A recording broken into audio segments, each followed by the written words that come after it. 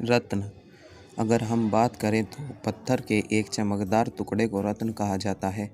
लेकिन हम अकबर के उन नवरत्नों के बारे में बात करें तो उन्होंने अपनी मेहनत और साहस के दम पर रत्न का रुतबा हासिल किया था। अकबर की कहानी इतिहास की किताबों में खूब पढ़ी, लेकिन अकबर को अकबर बनाने वाले उन नवरत्नों को आप कितना जानते हैं, ये अपने आप में एक दिलचस्प सवाल है। आइए आज की सीरीज़ में जानते हैं कि अकबर के उन 9 नवरत्नों के बारे में। मेरा नाम है अमन और आप देख रहे हैं देखो एंड समझो।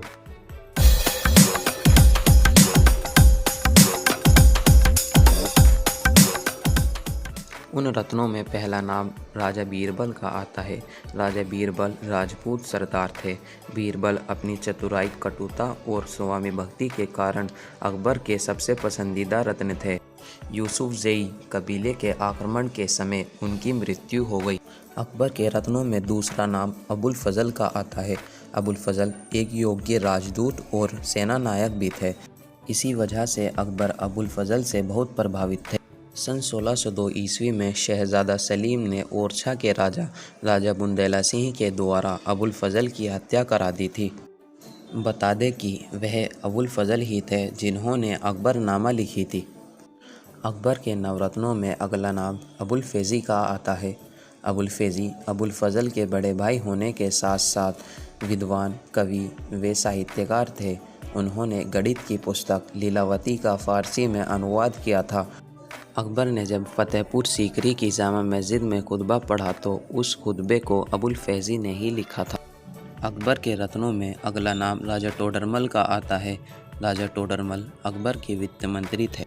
अकबर के शासनकाल में भूमि बंदोबस्त और मालगुजारी में जो सुधार हुए वह टोडरमल की ही देन थी। अकबर ने इन्हें राजा की पदवी से नवाजा। राजा टोडरमल ने विश्व की प्रथम भूमि लेखा जोखा मापन प्रणाली तैयार की थी। टोडरमल ने 1580 ईस्वी में बिहार, बंगाल और उड़ीसा की सूबेदारी प्राप्त की थी। अकबर के रत्नों में अगला नाम अब्दुल रहीम खान खाना का आता है। अब्दुल रहीम खान खाना बैराम खां के फर्जंद थे। वे फ़ारसी, अरबी, तुर्की, संस्कृत, हिंदी तथा राजस्थानी भाषा के बहुत बड़े जानकार माने जाते थे। अकबर ने गुजरात को फतह करने के बाद अब्दुल रहीम को खान खाना की उपाधि से नवाजा था। अकबर के रत्नों में अगला नाम तानसेन का आता है। जब बात संगीत की हो तो तानसेन का जिक्र होना लाजमी है। संगीत सम्राट तानसेन का अकबर के रत्नों में महत्वपूर्ण स्थान था। वे अपनी संगीत कला से ही अकबर के खास रत्न थे। अकबर ने इन्हें कंटाभर की उपाधि से नवाजा था और इनका मकबरा ग्वालियर में है। उन रत्नों में एक नाम आता है राजा मानसिंह। अकबर की तरफ 2 शख्स ऐसे थे जिन्होंने खूब युद्ध लड़े और मुग़ल साम्राज्य को चारों तरफ फैलाया। बैराम खां और मानसिंह ने अकबर के लिए सबसे ज़्यादा युद्ध लड़े और उन युद्धों को अपनी बहादुरी और साहस की वजह से जीता। राजा मानसिंह का जन्म 1540 ईस्वी में हुआ था। कुछ इतिहासकार और इतिहास की किताबों में बताया है कि राजा मानसिंह गोद लिए गए थे। मानसिंह अपनी बुद्धिमानी और साहस और उच्च वंश के होने के नाते अकबर के खास दरबारी थे और ये अकबर की सेना में सेनापति भी थे। उन रत्नों में अगला नाम हकीम उमाम का आता है। ये अकबर के दरबारी होने के साथ साथ शाही विद्यालय के प्रमुख भी थे। मुल्ला दो प्याज़ा।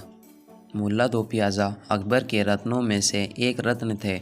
यह खाने में 2 प्याज खाया करते थे, इसीलिए अकबर ने इन्हें 2 प्याज़ा की उपाधि से नवाजा था। अपनी मेहनत और लगन से अकबर को प्रभावित करने वाले मुल्ला दो प्याज़ा अरब के रहने वाले थे। ये हुमायूं के शासनकाल में ही भारत आ गए थे। उनका असली नाम अब्दुल हसन था।